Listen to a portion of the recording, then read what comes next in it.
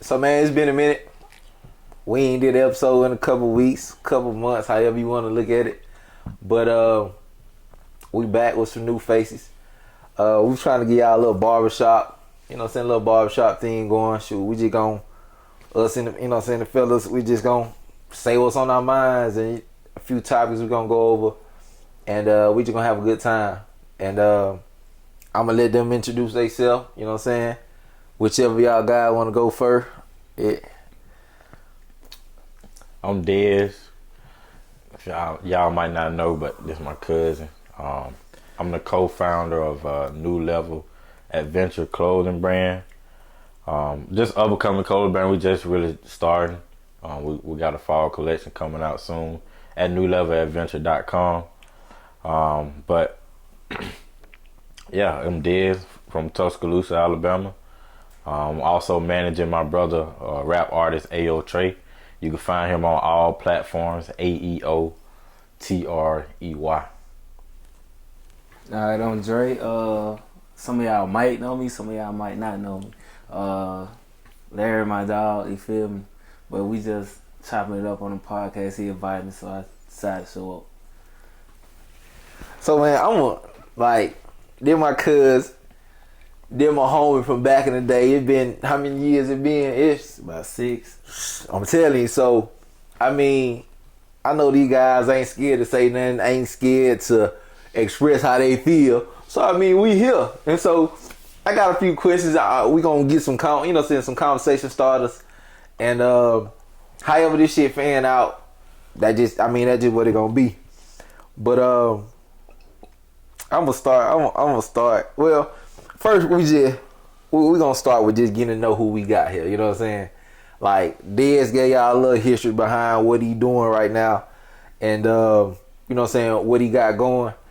But give us a little details behind it, Jay. Well, really ain't too much. Much of a, iron worker. You know what I'm saying? Worker daily. Not too crazy. Pretty much a car guy. Car enthusiast, whatever y'all want to call it. Yeah. You know what I'm saying? So that's what I do on my off time, whatever. Travel, mess with cars. That's about it. Car shows or whatever. Be racing and shit? Like, Yeah, going to the track and shit? Yeah, kind of, sort of. Check that out a little bit. Yeah. You be driving and shit? Yeah, I be driving.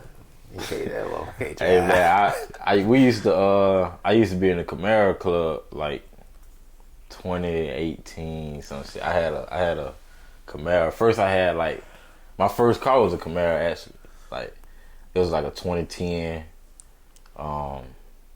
V6, you know. I remember that. Just so simple, yeah. Yeah. And goddamn, I was in the Army at the time, but I ended up getting in the Camaro club when I moved to Fort Campbell, Kentucky, and goddamn, like it was like 25, 30 of us deep. Like they used to meet up every day and like go out every weekend. Like I'm talking about when we get on the road, like we down there taking over the road type shit. That's how we were. But goddamn, we used to go to the track and shit, man. But everybody used to be like, want me to put my car on the track and shit. I was scared to do that shit. Yeah. For real. Mm-hmm. But I know a lot of people be into them cars, racing and shit, going to the track and shit. That shit dope. I feel like it's just the vibe of being around fellow guys. You know what I'm saying? That y'all got something in common. Yeah. Cause we done been in before he got the ZL1. Mustang. Yeah, we had Mustangs. I had a Mustang. My partner Stoop had a Mustang. He had a Mustang. And we was in what it was, MOB first. Yeah, MOB. It was a Mustangs of Birmingham first. And what was the last one? I forgot the last one. I think Street Run. Oh yeah, so y'all pretty much on the same. Yeah. And bro, I'm talking about we had a lead car. The lead car wasn't even no Mustang. It was like a Ford Taurus or something. Ford Taurus on the truck. It used to go through and stop the light, green, red, yellow, whatever color the light is. Stop the light. We running 30 cars, 20, 30 cars through it. Downtown, just shutting the whole downtown, you know what I'm saying? It was a whole vibe, you know what I'm saying? Yeah. So we already know how to, you know what I'm saying, that car stuff go, cause man, I mean, you gotta love it for real. Yeah. Especially, I mean, it just, you know what I'm saying, having fun for real. Ain't nobody getting in no trouble or nothing, but it just, you know what I'm saying, having a good time. Did get in trouble one time, man. I guess somebody on the interstate called the police, Nah. and then like we all, it was like 8 of us. We supposed to been going to Land Between the Lake to take for a photo shoot. Yeah. And goddamn, that shit out there like in Tennessee, somewhere like Dover or some shit. I don't remember what the fuck it was. Yeah. Crazy thing, yeah, I ain't know my license was suspended, but I ain't know getting locked up. Nah. But yeah, so we going out there, and I guess somebody called the police, and we get to a spot, and it's like a sheriff pulled over, standing out in the street, waiting for us, directing all of us to pull over. Nah. Swear to God, as soon as we get pulled around the curb, Dang. swear to God. Dang. And all y'all stop. Yeah, we all, man, they blocked the street. Nah. Damn. They blocked the whole highway, y'all. Like, we going like 90. It's like a 2-lane, you know. Yeah. They got a little turn lane in the middle, then the other 2-lane type shit. I don't know what you call that shit, but Man, I feel like I said, man, it's a whole vibe, and you gotta love it. Just, you know what I'm saying, guys getting together, doing something positive. You know what I'm saying, not getting no trouble for the most part. But hold on. that's kind of what we need, though. Like, And that's what I'm saying, right? Like, if you look at like the way society going, and like how the black people interact with each other as a community, it's like, it's really, you only really bumping into people on a negative type vibe. Let's say like you might get with your people in your immediate circle, right? Yeah. Y'all might go out to the club or some shit, or y'all might just go to a goddamn event at this spot or some shit, and it might not be you because you might not be that type of person, but these are the type of niggas that live among us. Right. But they'll be on some, either some hating shit or trying to holler at your girl shit, or just some kind of negative type vibe to create tension between niggas. And like, it ain't never know, oh, what's good? How you doing? Right, you know, right. Everything all good. What you do for a living? Just getting to know people and just having a positive interaction. Yeah. So like, we kind of gotta lead by example and kind of show that shit. Right. Just like how we doing right now. Like, Exactly, I don't know, bro.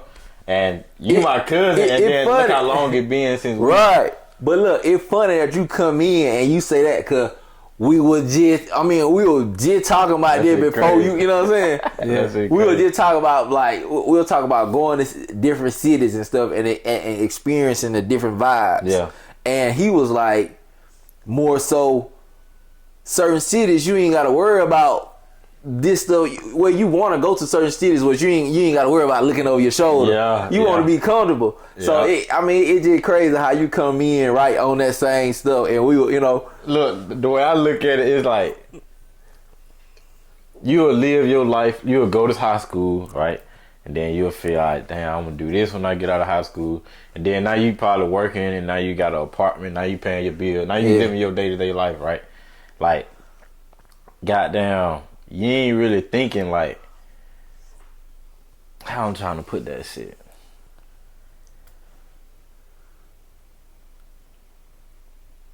Man, I lost my train of thought, man. Spit that shit out. Look, you hold on to that thought. Come back. Yeah. Dre, What's up? tell us. I mean, we're gonna piggyback off what Dezz was just saying. Give us your story of I mean, cause we all had dreams. You know what I'm saying? Yeah. Like coming out of high school, what was your plan? What was your dream? Coming out of high school, my dream was what I took. In high school, I was taking brick mason.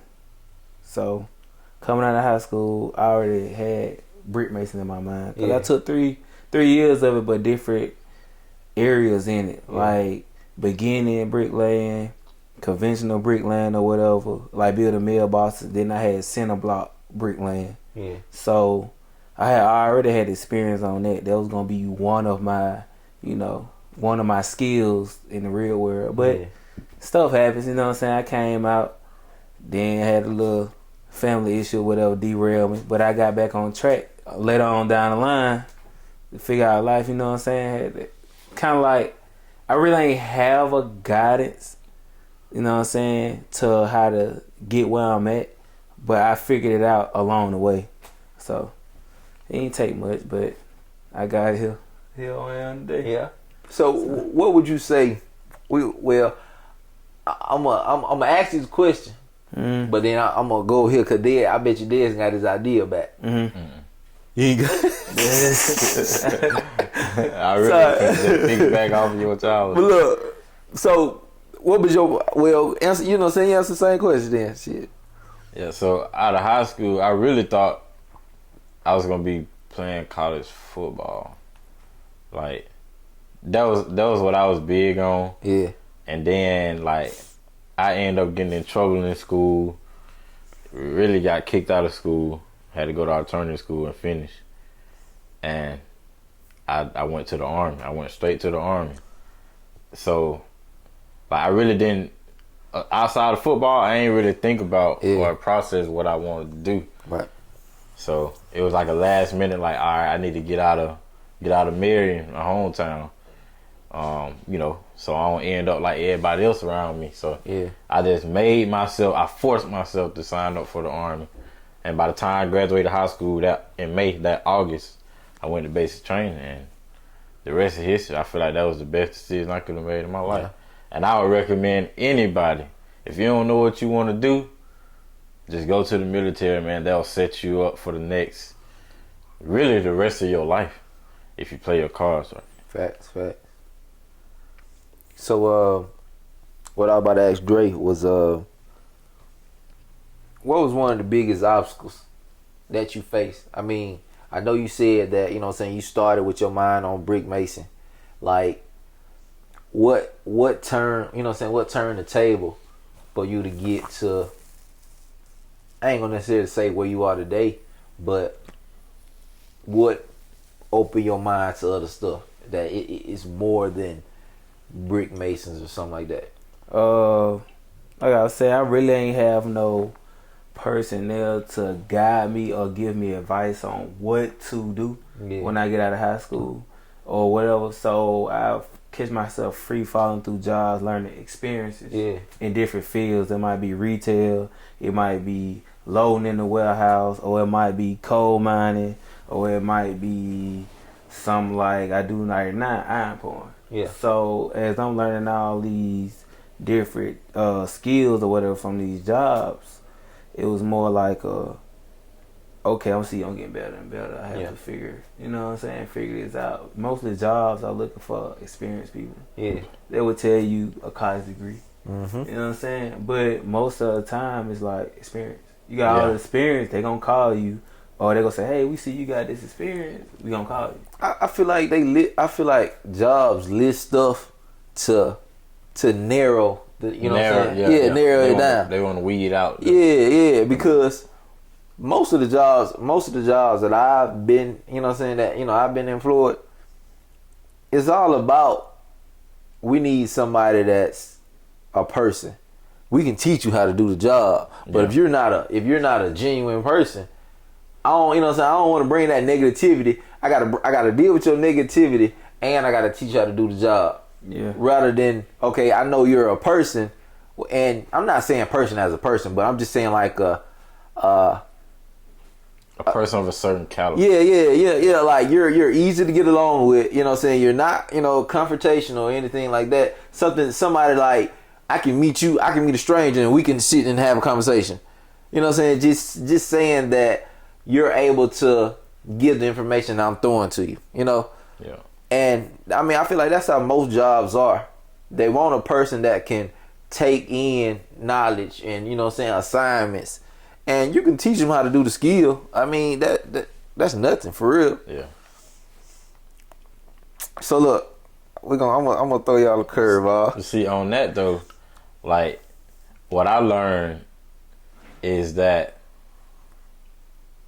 in our communities, we kind of, I guess we get it from our parents, but like when we go through high school, there is no plan of like, okay, this is gonna be set in stone.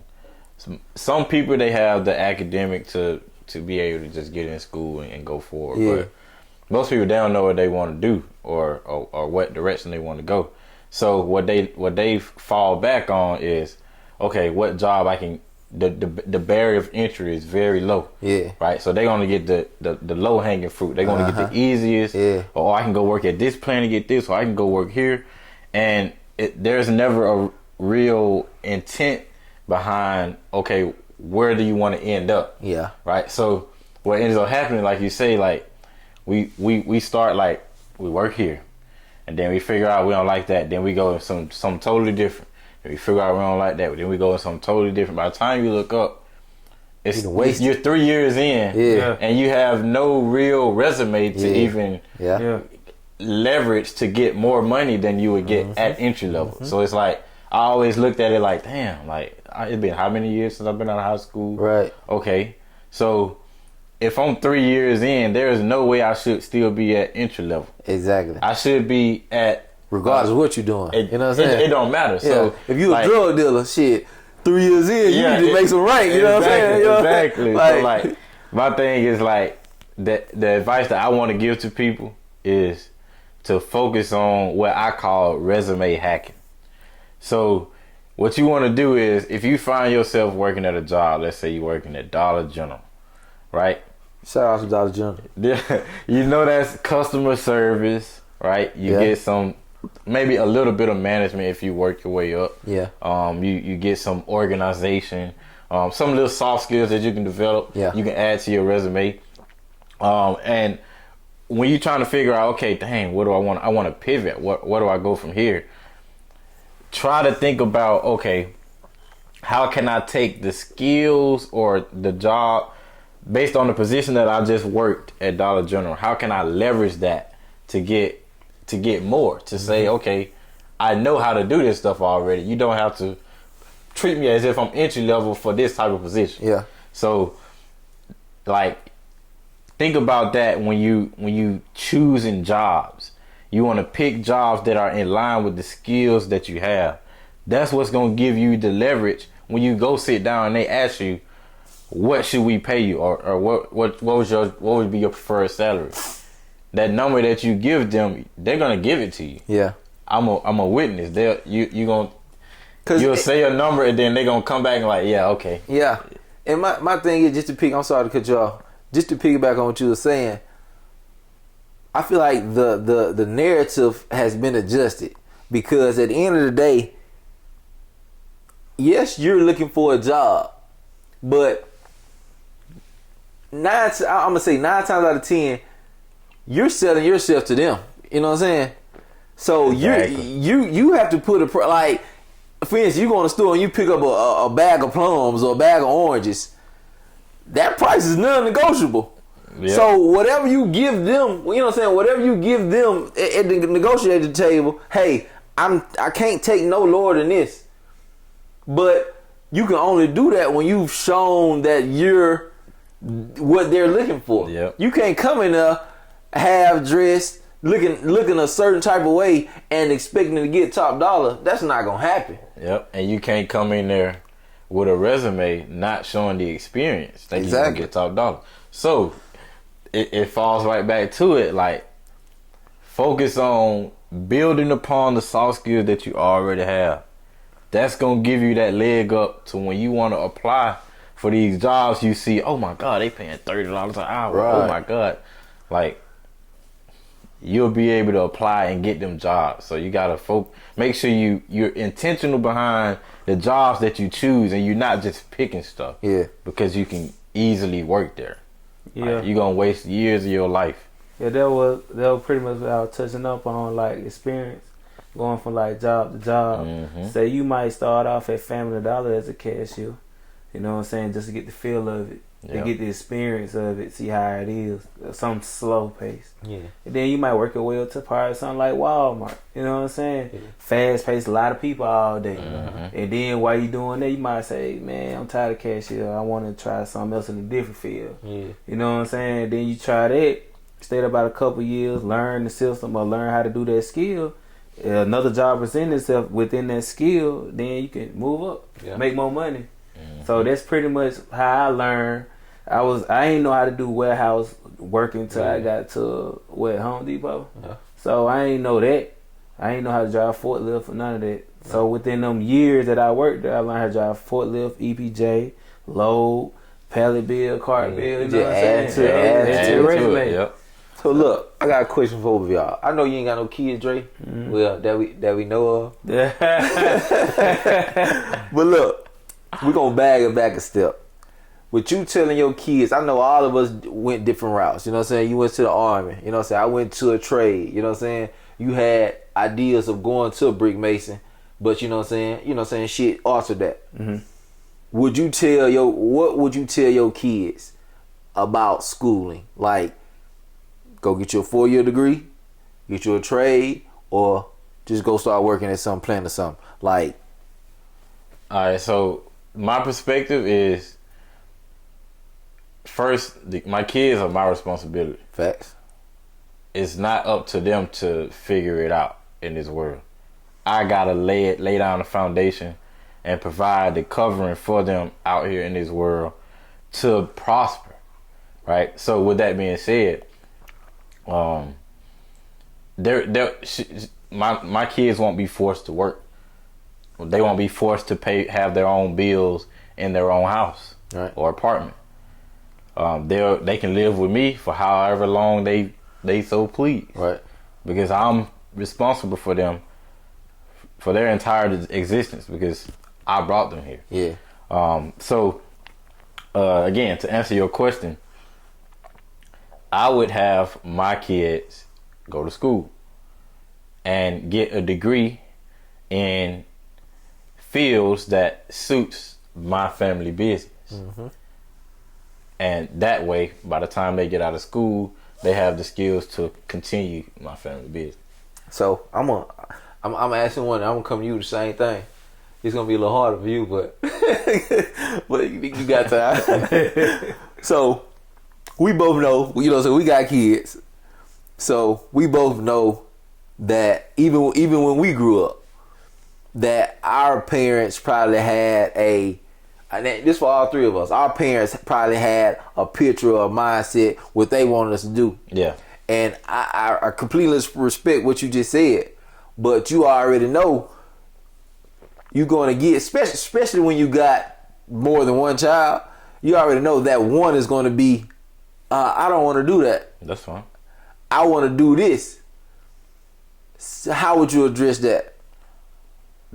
So I'll just make sure that they financially taken care of to where they can pursue that. But I'm going to make sure that they know that they got the option and they understand that, okay, you working for someone else, it only means that you're making that person more money. Facts. So I would, you know, just make sure that they understand the logistics of how time, your labor, and money works. Yeah. Like, and basically how it is when we exist here.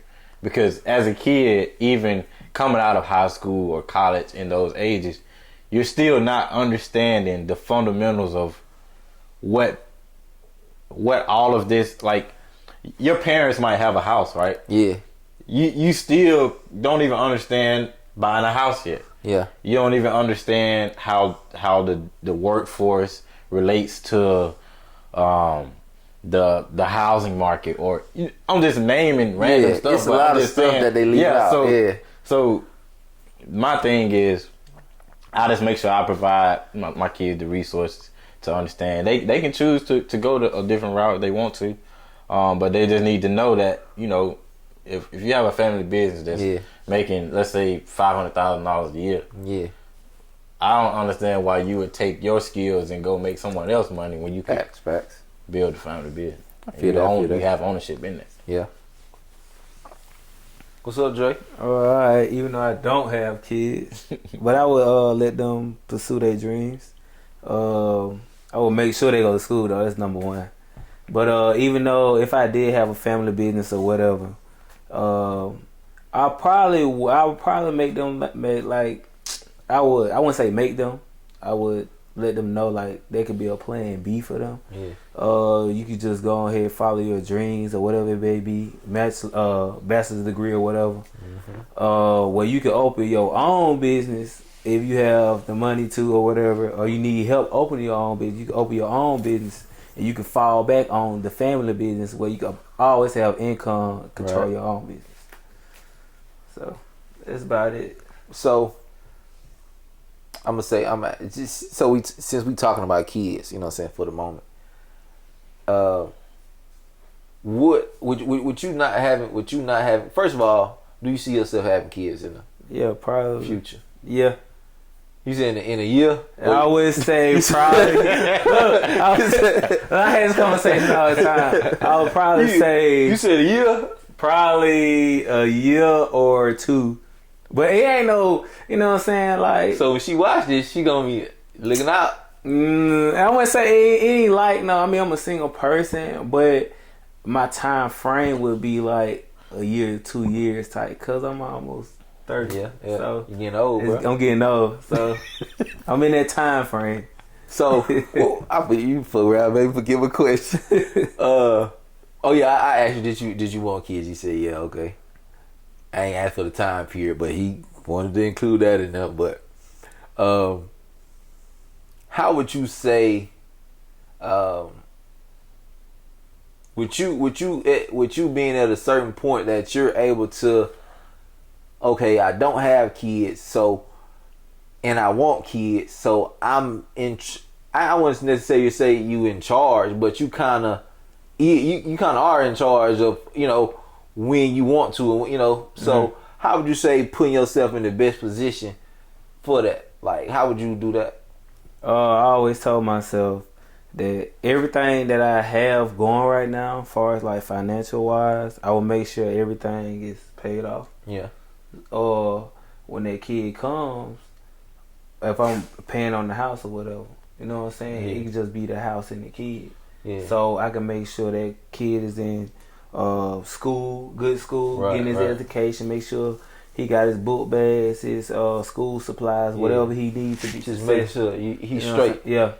That's all I was basically would say. Just make sure he okay. Make sure everything paid off early. Now, Dezz, I don't know y'all situation. I know she probably not listening to us, so I ain't gonna put you too far in the hole. But my little girl wasn't playing. You know what I'm saying? Were y'all kids playing, or it's just I'm just a Tell you, like I told her, I know what I'm. Listen, I know the repercussion behind my actions. So yeah, you was ready for if yeah, I was ready for that. You know what I'm saying? So I just asked him the same question. So how is it preparing? Or I wouldn't necessarily say preparing, because you knew what you were doing. You know what I'm saying? Yeah. So how is it actually getting ready? How is it actually getting ready? Because you knowing that, hey, I'm about to have a baby. You know what I'm saying? Another life that I got to take care of. Because, well, I'm gonna keep out the because, but I'm gonna let you answer that first. So, like, for me, I guess it didn't really hit me until she was born. Yeah. But like, my wife basically like had to go to all the appointments and all this shit. So it was kind of like all of that was like basically preparing me. Like, I wasn't like thinking or doing anything on my part. Yeah. I was just making sure that she was good throughout the pregnancy, all of that. I was like, what, 19, 20? So like I wasn't really like physically doing anything to prepare. Like I was just making sure, okay, when it get here, it get here. Right. But I one thing I did know was that I'm gonna have to move different. Facts. Like I can't think about myself. Right. I have to think about, my wife and my daughter. So I said all that to lead into, we all are aware of the stereotype of black fathers. Mm-hmm. So, and Dre, this, this might not hit home to you, but like I said, my father wasn't there, when I was younger. I don't know if you guys, were in the same boat or anything like that, but I'm saying this to say, that need to change. You know what I'm saying? The stereotype and the actions behind the stereotype.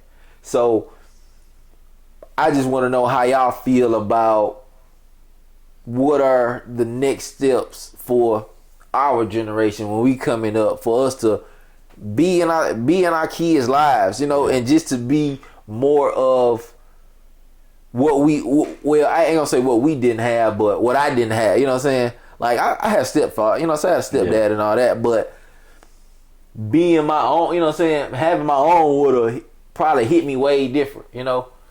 So I know this alone. Speaking of the devil, look at that. Look at that. Look at that. Look at that. Well, look at that. I'll tell you what. What? Look at that. What? Look at that. So damn, that's crazy, man. So that's crazy. Boy, that's crazy hell, boy. I swear to God, that's crazy. Call them up. Boy, damn. That shit got me put back. Oh man. So my thing is like, what are suggestions, or is something that, you know what I'm saying, that y'all can just, you know what I'm saying, put into the, you know what I'm saying, add to this topic? So I guess I'll say this, and I was just talking to my wife about this like 2 days ago. I was laying on the couch. With my daughter. Yeah. So I got a 6-year-old and I got a 5-month-old. Okay. But the baby, I was laying on the couch with her. Mm-hmm. But this process is, I guess you could say, sacred to me. Like, I really don't want to miss a second. Yeah. Like, because with my first daughter, I was in the army and moving all the time and constantly gone. Yeah. Like,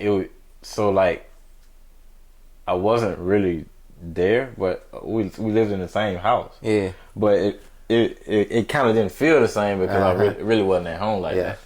But you know, I was laying on the couch and I was just thinking like, you know, it's really fucked up that niggas really would have kids and not be there. And leave. I just don't understand. I don't either. When you look at that baby, that child that's born, and you understand the aspects of life, and you know that this child was born because of what? Your actions, right? Mm-hmm. Yeah. And then you think this child doesn't even know what is coming in the next year, right? Or 5 years, 10 years. They have no idea. And for you as a man to lay down and do that, and you, first off, that's some tough shit for a woman to go through. Right. You watch a woman go through that on her own, and then you leave the child out in the world to just figure it out. Right. That's some fucked up shit. I agree. So, it just put that in perspective, man. Y'all guys out there,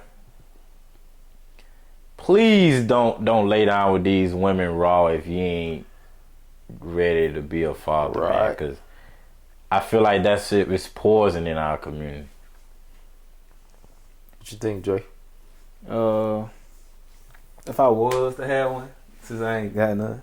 Yeah. But it's most definitely, I would have to be in the picture. Make sure she's okay at all the time. Because that would be my job. Yeah. I mean, there would be, I ain't no messed up individuals like, let a child figure out. You going to the doctor visits and stuff with her? Oh, yeah.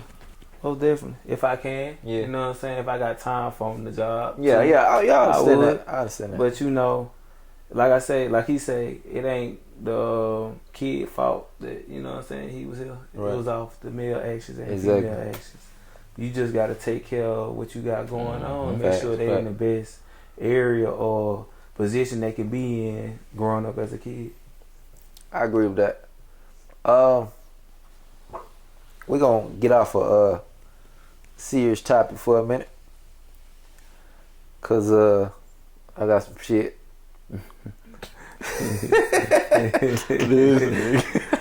So look, What are they going for it on 4 now? yeah, they don't give a fuck.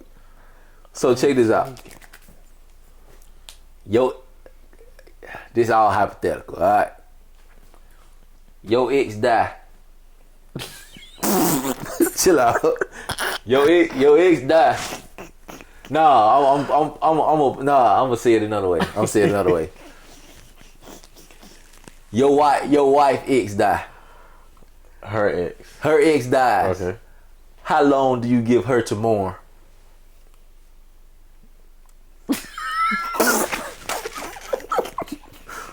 Mourning what? Her ex. What's the mourning?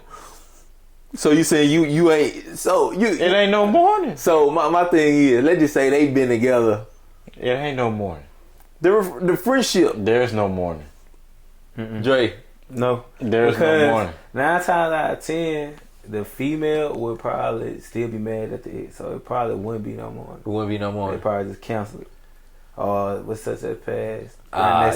Just throw it out the way. You know what I'm saying? They ain't that sad. Oh well. If You know what I'm anything, saying? I'll say probably 2 to 3 minutes. 2-3 minutes. 2 to 3 minutes.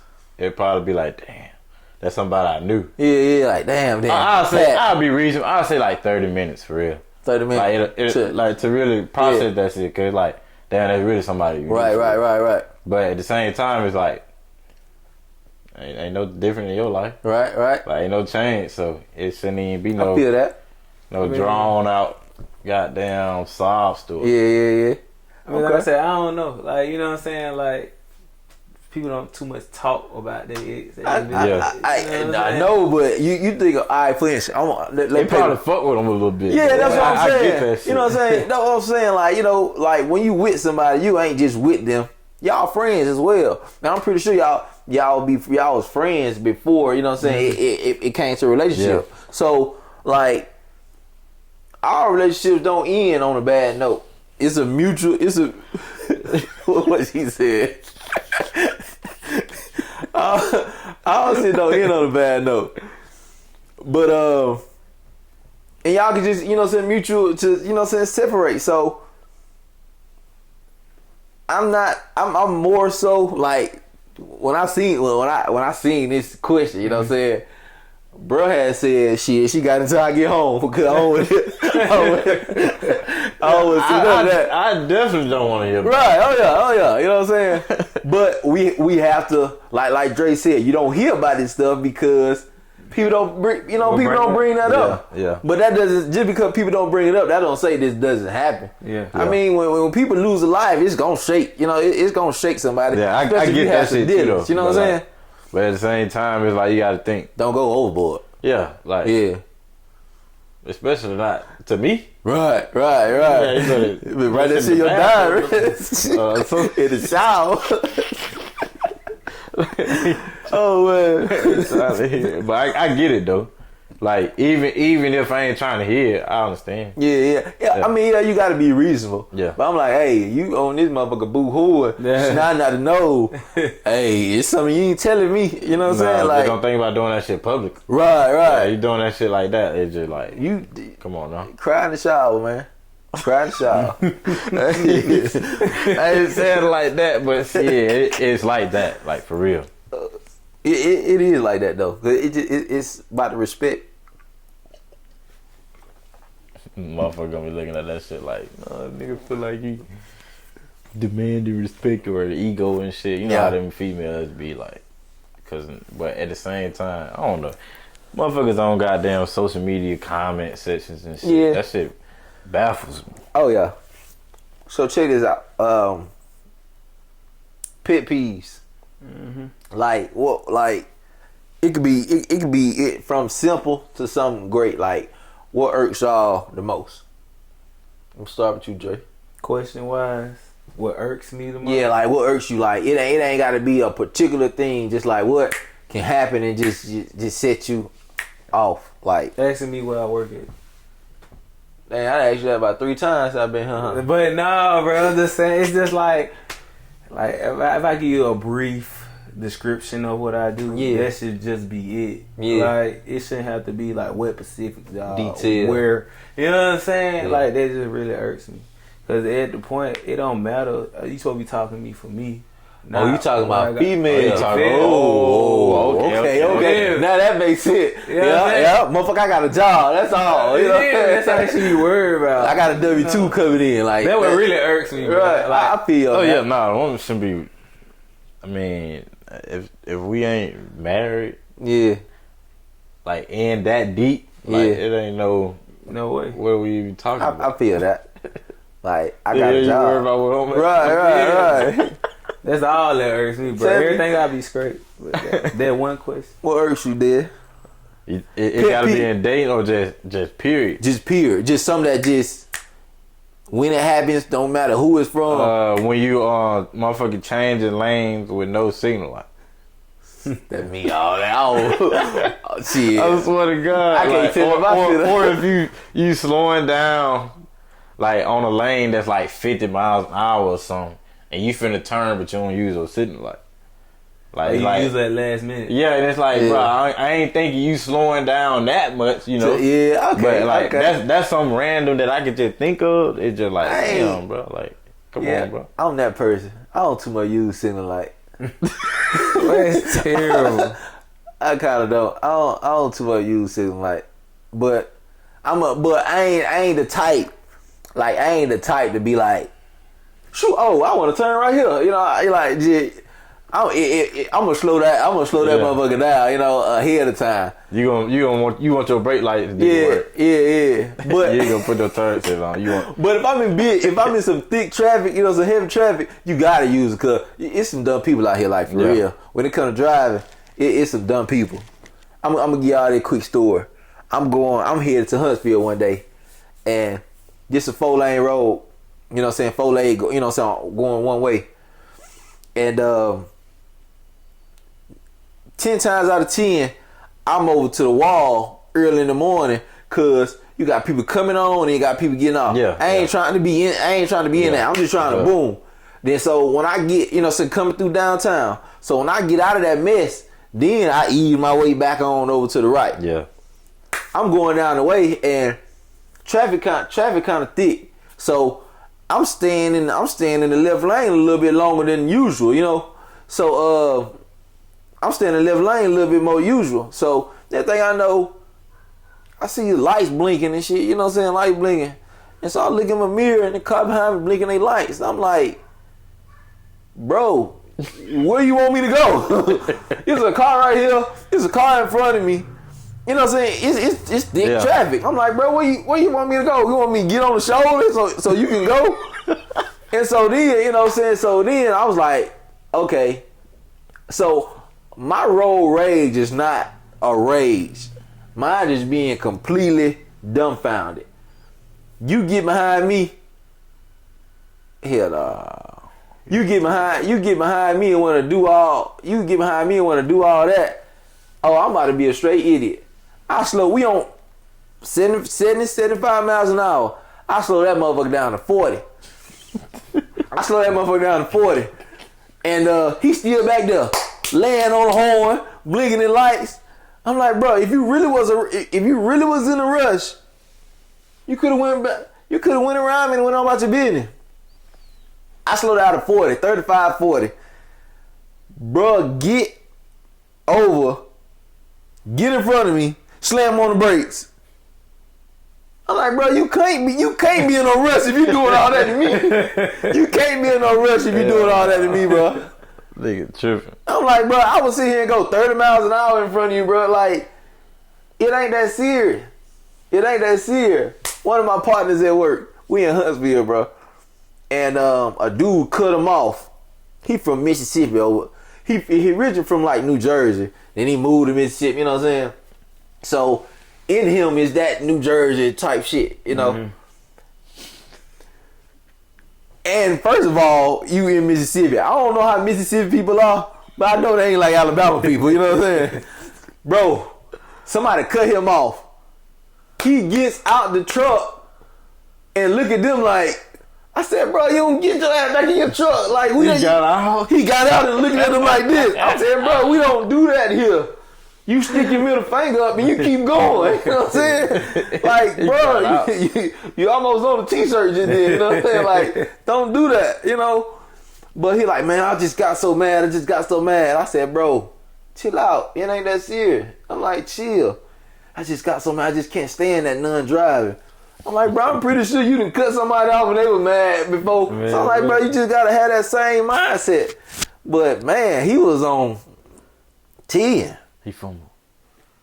They got it. Man, so I got another stick on for y'all. I'm gonna get a little serious. Which one is harder? Is it harder for a man to impress a woman, or is it harder for a woman to impress a man? It's harder for a man to impress a woman. For sure. A woman ain't gotta do shit but sit there, show up. For sure. Baggy clothes, it don't matter. A woman can just show up. I agree. 95% of niggas will go. 99. 99. Shit. 99. So my thing is for just for the time being, let's just say we have somebody here that disagrees with what we think. Like similar to what Dezz said, like you have to, like in the opposite world, if somebody were to say it's harder for a man to impress a woman, like what would be your debate back to them? So like you started saying, you know what I'm saying, bag of clothes and all. Yeah. A woman ain't gotta do nothing but Throw on the dress. Man, Fix she her ain't hair. gotta do shit, that. I don't even think she got like jeans. Listen, bruh. 99% of niggas are going to pursue that woman. I would say, of course, you got some of them who they aren't that type to pursue them. They'll either text them when they leave or whatever. Yeah, but I'm yeah. saying that'll be interested. Yeah. I would say 99% of men will be interested in a woman. Just period. I was watching this. You got something to put on there? No, I ain't got You got nothing? I was watching this show. Well, I don't watch a lot of shows, but I watch a lot of podcasts from other people. And the guy said, what can a man do to alter his appearance? Get a haircut. Haircut, maybe jewelry, you know what I'm saying? Jewelry. Yeah. And teeth. That's about it. Yeah. Flip the script. What can a woman do to alter her appearance? She can be a whole fucking new person. You know what I'm saying? So you think about it, a man has little to nothing to up his game to be approachable. Rather, I'll say, even on that, I didn't mean to cut you off, but even on that, I don't think women are looking for attraction, like as far as appearance and men. I think that's like not their most important. And it's crazy. It's funny that you say that because I got a question for you after we get done with this. Okay. I wouldn't necessarily agree with that because you have some women in this day and age that's looking for eye candy in a man. That's not necessarily looking for a man's man. You know, you have that nowadays. But look, what I think about that is that's a woman that's just looking for fun. Yeah, that's a woman that's not looking for a but relationship. I say that 9 times out of 10, the woman that's looking for that, she already got her own and don't need nothing from him but his looks and probably what else he has to, you know what I'm saying? Yeah. Probably, you know what I'm saying, the sex and stuff. You know, she don't need him to be a man for her. Cause pretty much she, you know, you feel what I'm saying? Yeah. She out there already by herself. Exactly. She don't need, and so go ahead. I'm gonna let you finish though. What you were saying? No, I wouldn't. I had finished what I was saying. You got something to put on there? No, I'm good. I understand it. So my question now to both of y'all is, what is a man's man? Like what's a man? You know what I'm saying? Like a true man that like the definition of a man. Like give me that. First, a man is a male human being or adult male human being. Facts. But I mean, I guess if the question is asking what makes a man? Yeah, what makes a man a true man? You know, like even that I find silly because I mean it's just an adult male.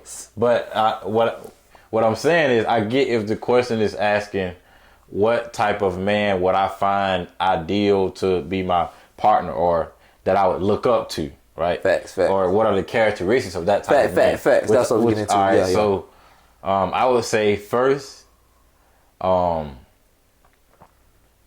it's not that it would be something that we would be able to judge, but I think a man should be taking care of his family. Facts.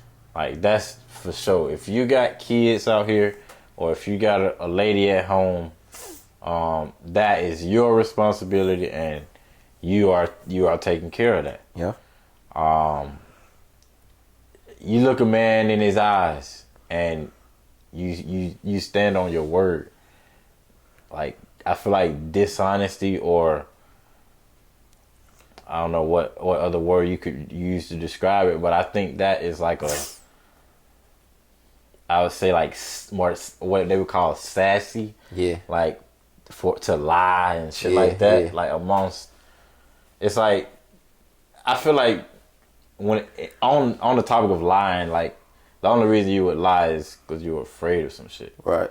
But I don't see why niggas would lie to niggas. It's just like, what are your intentions? Yeah. You could just stand on whatever that is. Yeah. Live on that. Uh-huh. Why put on this makeup? Yeah. Like in a woman's sense of put this filter on her face. Yeah. What a man would do is put out these words or narratives that they don't even live by or stand on, that doesn't even identify with them. Yeah. And then they are a completely different person. So, you know, that I feel like that's not the type of nigga I would look up to, or it's just like affiliate yourself with. Yeah. And I think care about or take some kind of pride in what you doing. Your appearance, and also like the type of shit you partake in amongst society. Like you can't just go out here and be doing shit and thinking because it happened in the dark, it won't come to the light. Yeah. Because like a lot of energy, that shit travels. Yeah. And you get what you put out into this world. So like it may show up in different ways in your life, but I just think, you know, have some sort of pride in the stuff that you're doing, because I feel like that leads to the decisions that certain type of men make. Yeah. That's where I'm going with that. It's just like, because most men, they don't care if they go rob this bank and now they locked up and now they got discharged, or they don't care that they just forced themselves upon this woman sexually. Now they're a sex offender. Like, it's one thing for us to try to hold men accountable and be like, oh, nah, you a piece of shit, whatever. You're a sex offender, you know, all this other shit, right? Yeah. But if that person don't give a fuck, he's still gonna do the same shit amongst society. Exactly. So, like, it's nothing I can do. You know, who am I to try to tell people how to live? But that's just my take on, you know, the type of man that I would find ideal to be around or even look up to. It's just like, right, that shit right there is just like, those are the non-negotiables. Yeah. Well, I would say, man, what's a man? Man, it's different definitions to certain individuals.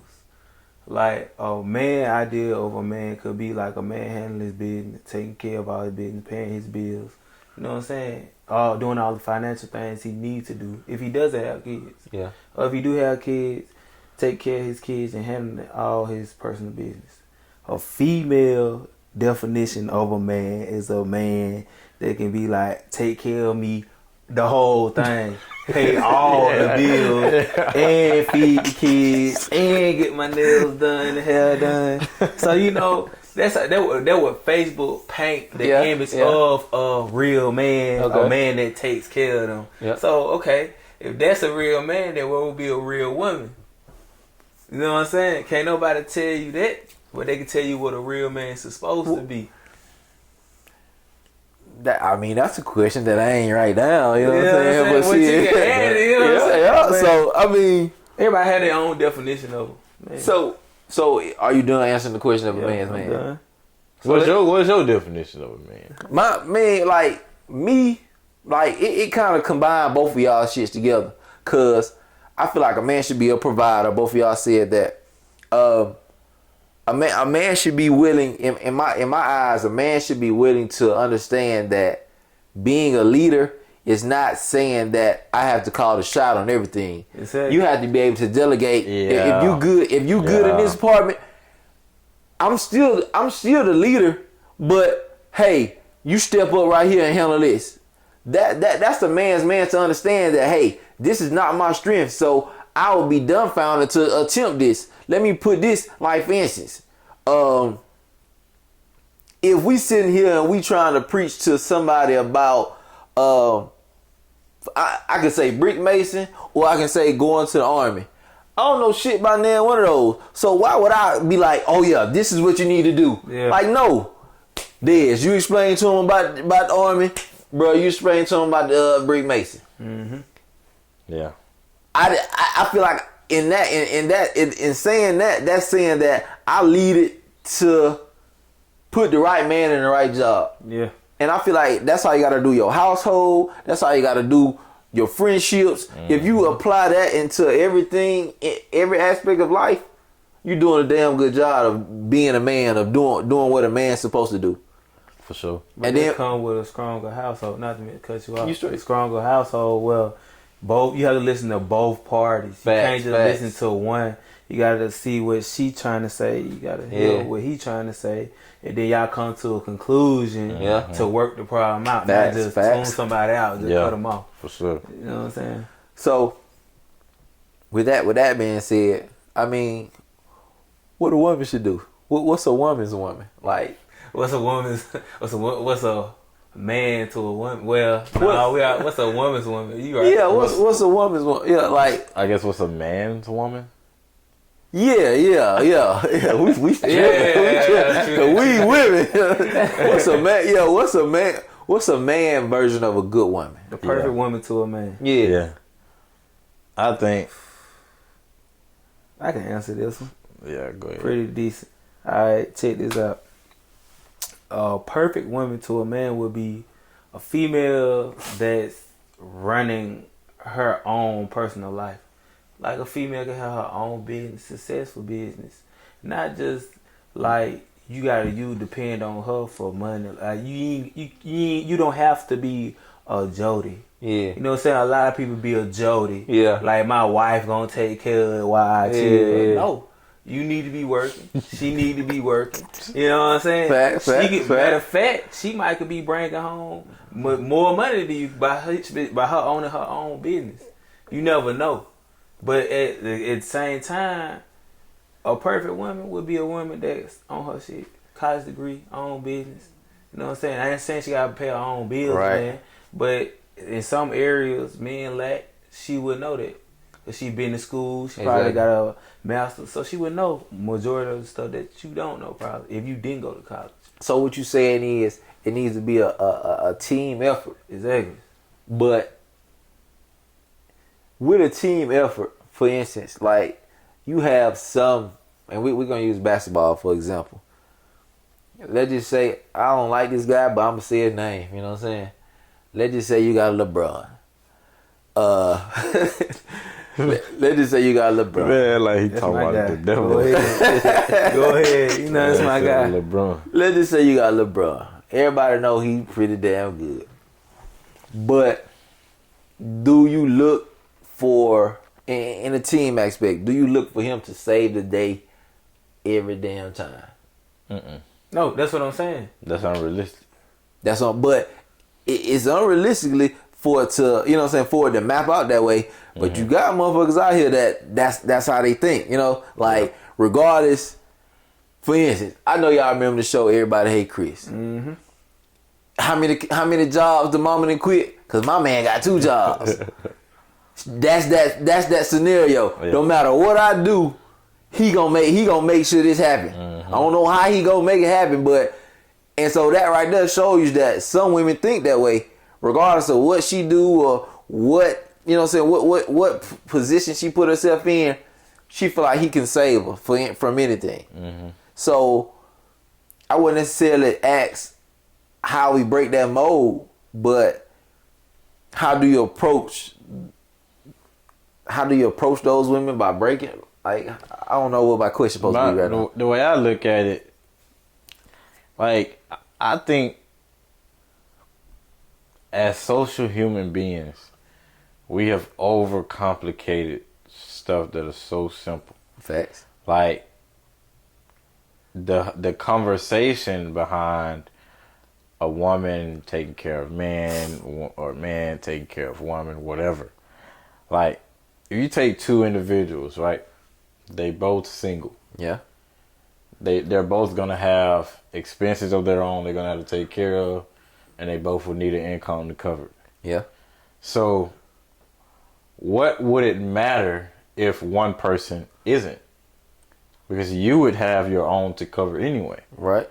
So, like, that's kind of how I look at it, and you could argue the semantics or the little details and say, okay, well, this person's also eating your food, and you also they're using the water in the house or whatever, and it's like, to me, it's like, I don't think that is much of a difference for me to bat an eye at. Yeah. Like, as a man, if I know that I want to be in a good financial position where I can have money to be able to do whatever, why does it matter if my woman doesn't have her own, let's say, crib or job or whatever? And it's not to say that a woman wouldn't be working, but it's just like, I just don't see it being an issue whether a woman works or not. Either way, like, even if it's the woman that's making, let's say, more money than the man and she's paying majority of the bills, I wouldn't understand the grief behind that, because if that man wasn't there, you would still be paying that anyway. So I'm sorry, cause y'all, I look at it like it's so many stereotypes that, hey, the man should be the sole provider and stuff like that. And we talked about this on one of our previous shows. Mm-hmm. And what I said, and this is not me, but I have to get the, you know what I'm saying, the people who don't have a voice. You have, let's just say my girl, she banked and brought home 6 figures. Mm-hmm. And yeah, I worked and I had a job, but we really didn't need that. It would be more beneficial for me to be a stay-at-home dad. Do you look at if that was my situation, do you look at me a little do you belittle my, you know what I'm saying, my character because of that situation? Nah, because you really helping out. It's like, you being a stay-at-home dad, you might be helping out with the kids while she bringing home the bread. But over time, you could be finding a stay-at-home job or something on the computer. You know what I'm saying? We keep an eye on the kids, whatever case may be. But like I said, in most cases, it's like, once you realize, when people know you're making money, bro, and once you realize they know that you making money, bro, some people would go into limp mode. Lazy mode, because they know for a fact that you're going to take care of them. Mm-hmm.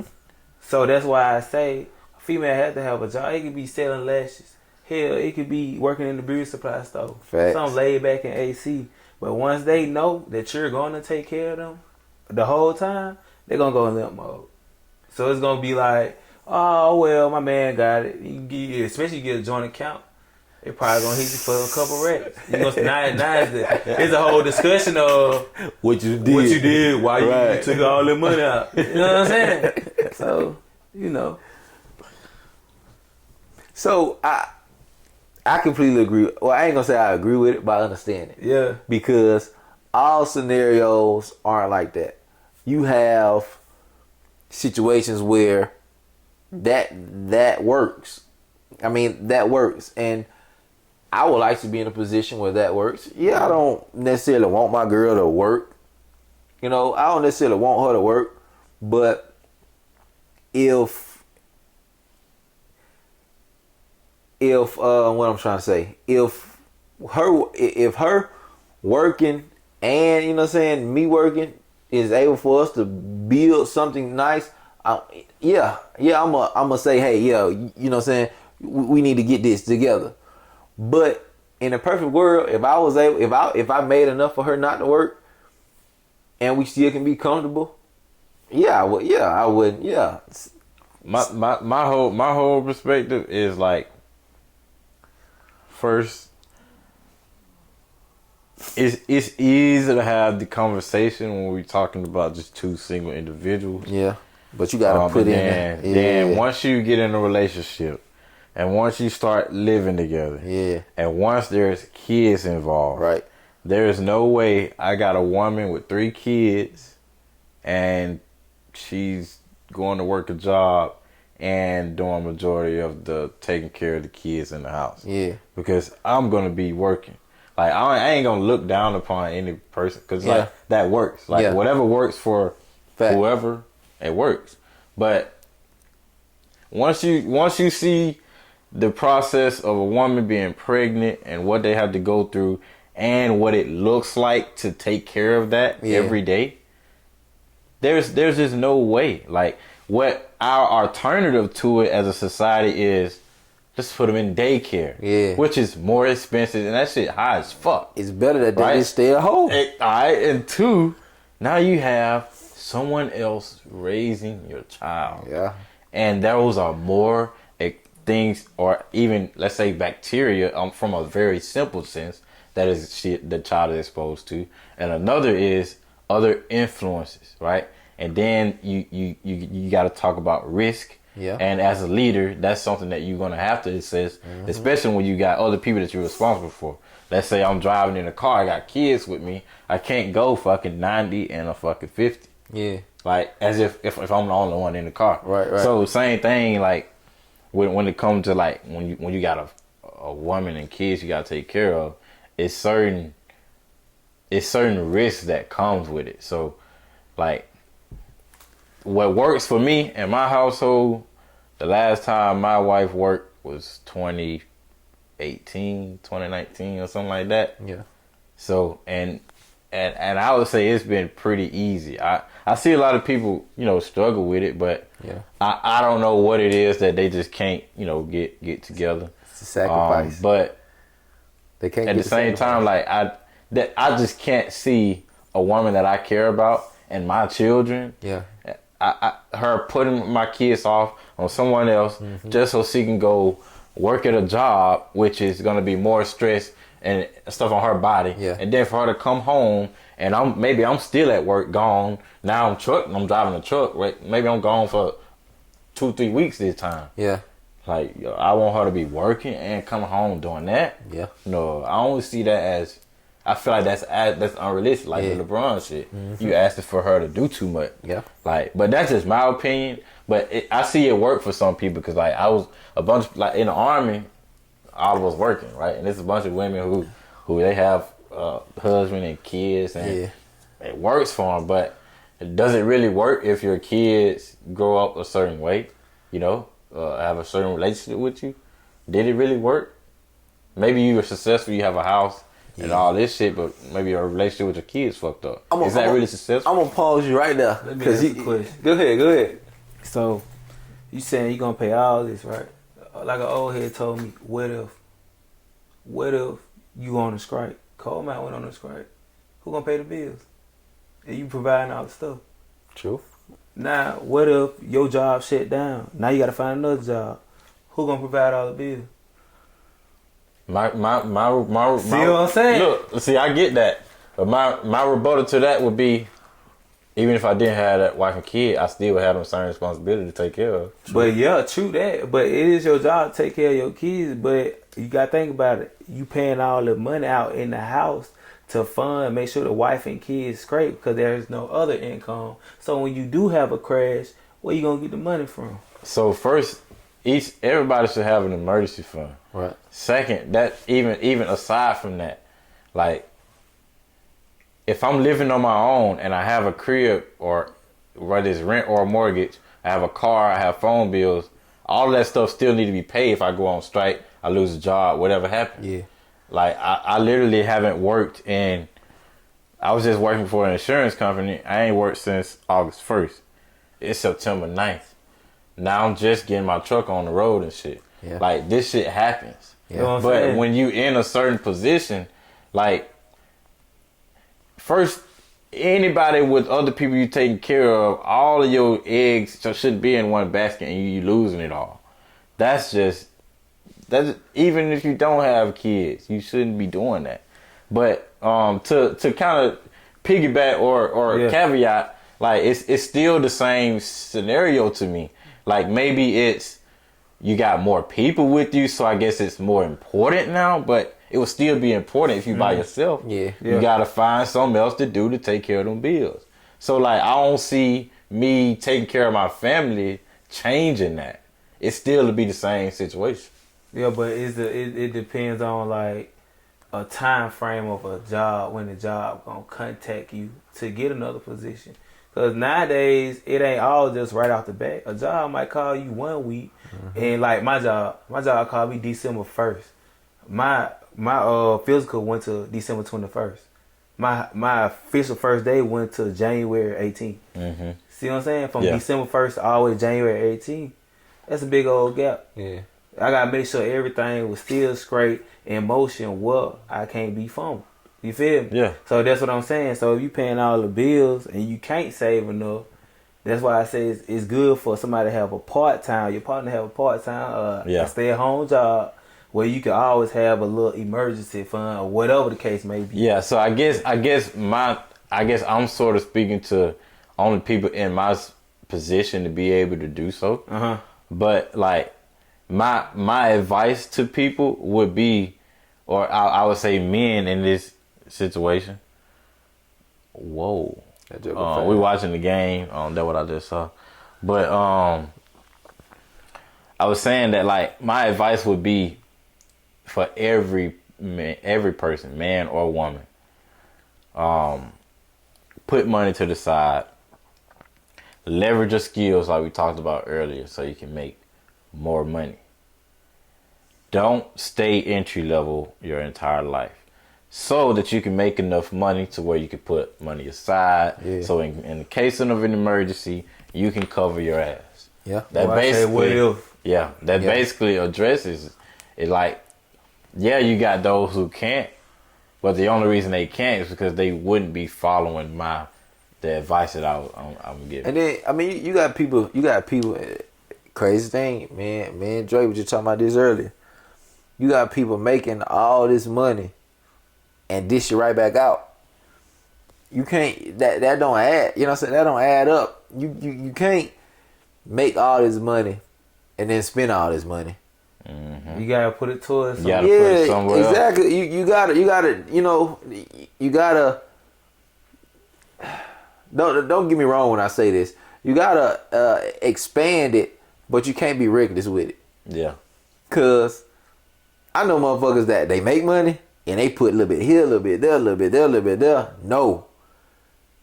Get you 2 or 3, you know what I'm saying? You paying bills right here, you got savings right here, and you got a little spending money. Okay, you get that check in, you disperse that in the three things. Mm-hmm. Savings, spending, and bills. We talked about this earlier. I don't necessarily know if we actually answered it. I think I asked you, what was your hardest obstacle that you faced? Mm-hmm. just in life, period. Did you answer that? Yep. I don't think I No, I don't think I asked I you. ain't answer it, but my heart is Oscar. I mean, I guess that the heart is subjective because Well, for you, yeah, yeah. I was trying to elaborate, Yeah. because I would say the heart or the obstacle for me was, I guess, like trying to balance work and family. Like, to me, that shit is hard as fuck because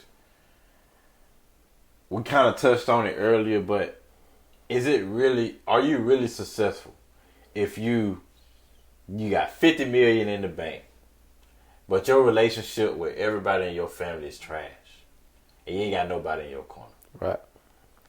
Or is it really successful if you don't got 50 million, but let's say you got 100,000 in the bank and you got a great relationship with your family and your kids? You know, so I guess, you know, we have to choose our heart or our sacrifice.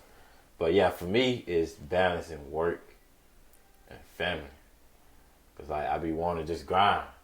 But then I don't want my kids To or feel my wife to neglected. just develop this detachment or resentment, or my kids to have some distant relationship, not really having the connection. They can't come to me and talk to me about that. So Facts. yeah, balancing work and family, that's crazy. So like, not having kids, that shit, you in a prime position because you get to kind of, I guess, prepare in a way. But I would say balancing that shit is really, really fucking tough. It's crazy because I would say I would agree with everything you just said. I'm talking about like from the start to the end. Yeah. But I'm gonna ask a question like, what's your first step of addressing that? Because we can all know what the problem is, but trying to solve the problem, like what's your first step? Is trying to be more in the moment. Okay, explain that. Like, everybody may not experience it, but as a man, to me, like, you get so caught up in that next level or that next step of where you want to be, or that next thing you want to get into or invest in, or next industry you want to work on, or the next thing you want to get your wife, the next thing you want to get your daughter to have when she's older, or what you want to have in the next couple of years. Like, you get so roped up into it that you forget about right now. Like, for me, I found myself a lot over the years, like, I'll be at home with my kids, or I would say my daughter, because she's the only one that's really up and about, and she has a personality, and she understands a lot of stuff that's going on now. Yeah. She's 6, so, I mean 6, not sick. I don't know how that came out, but, like, I'll find myself, she'll ask me, "Hey, Daddy, look at this," or "Can you play this with me?" And it'd be easy for me to say, "Nah, not right now," or "I don't feel like it," or "I'm tired," and then you just put it off. Yeah. And then now the next day you going on, you moving, you don't never get back to that. Yeah. So like, when you kind of, you have to kind of convince yourself that nothing else matters in the world but right now. Yeah. Like, I already know I have to get up tomorrow, but right now is what matters. I need to make this moment count. Yeah. And like, if I'm sitting right here with my daughter or my wife or my kids, I make sure I'm there mentally. Yeah. Like, I'm not just tuning them out. I'm really talking to them, communicating with them. I'm engaged. They not just asking me shit or telling me shit. Like, spending time bonding, like trying to play little games, board games, stuff like that. Yeah. See, a lot of the stuff that you probably go through in childhood, and you probably not think nothing of it, but it's really important. Yeah. Like, when it comes to like having a family structure, little shit like going to Walmart, buying some board games so you can play at home, or buying little things for you and your daughter to play while you're outside. You know. Yeah. So, yeah, that's how I I would address, and that's how I am addressing it, is by just trying to be more in the moment, like mentally, like not trying to tune shit out and think about the next move. Just enjoy right now, Make sure I have that set in stone and I know what's coming down the line for me. Yeah. But at the same time, now I gotta enjoy right now. How important is family to y'all? Very important, because it's time you can't get back. You have to spend time with your family. Yeah. Like, even if you out handling business, working all the time, you don't have time to spend with your family. Now, what memories do you have? True. With them? How important is memories? See, look, I'm gonna say this. My perspective on life is that from the time you're born till the time you die, it doesn't really exist except in other people's minds. True. Think about it. Once your time is up, it's gone. The only thing that's left of you is what other people known of you when you was alive. True. Memories. So, I think memories and your effect on the people around you is most important. I feel like a lot of people take it for granted because as humans, we're so social and we've built society to where we're so coddled that we don't worry about the stuff that's really important to our nature. Yeah. We worried about the material stuff that we've invented and placed right now. Yeah. here. Yeah. So, like, that's kind of how I see it now. So what you saying? If I'm taking this all in right, what you saying is live in the moment to make a memory. Am I saying that right? So every output that leaves your brain as a thought and turns into an action or a word or expression, that every output that you put out into the world is your legacy that you're leaving behind. So you need to take pride, kind of how I said earlier, take pride in the legacy that you're leaving, how you're affecting people, the actions that you're putting out, because it matters. I agree. It matters in the sense that the only thing that the world has of you is what you put out while you're existing. Because once you're gone, it's gone. You can go out and acquire a house and your name is on that house, or you can get a statue and then there's a picture or a molding of you. But aside from that, that's it. So, what you think? You ain't got nothing on it. That shit deep. I know this, and maybe the military may be this way, but this is stuff that I've come to terms with, and it's kind of been hard for me to navigate because most people don't think like I do. Yeah. Like they don't see as far as head as I see, or even have enough of a bird's eye view to see the bigger picture. They can only see what's in front of them. They're not understanding how they're affecting people. Or I get that. I get that in so many. I get that in so many. I guess you say circumstances, because you can take exactly what you said and implement it into so many things. You can implement it into things that you've done, the children that you left behind, the family members that you left behind. All of that is ways of you living on. Yep. So if you give, for instance, if you give your daughter, if you give your your kids something that was very, very distinguishing in you, one of your hobbies or something like that, once they grow and obtain that hobby, and continue to implement it, people around them that knew you is gonna be like, you got that from your daddy. You know what I'm saying? Like, your name is gonna continue. Exactly. So why I say it's a memory thing. Right. I feel that. Yeah. But man, I ain't gonna hold y'all guys. Man, I feel like everything we put on the table, regardless if it was on some bullshit or it was serious, it was a good conversation. You know what I'm saying? Yeah. And shit, I like to do it again. Oh yeah, for sure. You know what I'm saying? Like, maybe we can add another body to it just to throw another, you know what I'm saying, a few more ideas, you know what I'm saying, different, different perspectives or whatever. But I mean, if y'all got any last words to say, you know what I'm saying, shit, we can start by wrapping it up. And shit, y'all can hit y'all Instagram and whatever, you know what I'm saying, like, however, whatever y'all want to say to the people. Gotcha. Again, I'm Dezz, co-founder, newleveladventure.com. Check us out. You can also find my brother, rap artist A.O. Trey, on all platforms at AEOTREY. He actually has a new album that we just dropped last month called Motown the Boss. It's dedicated to my late uncle, C Money. Probably see it on the hat.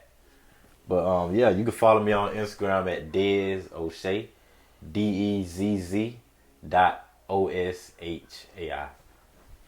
And once again, it's your boy Dre. You can follow me on the gram, JUS__DRE.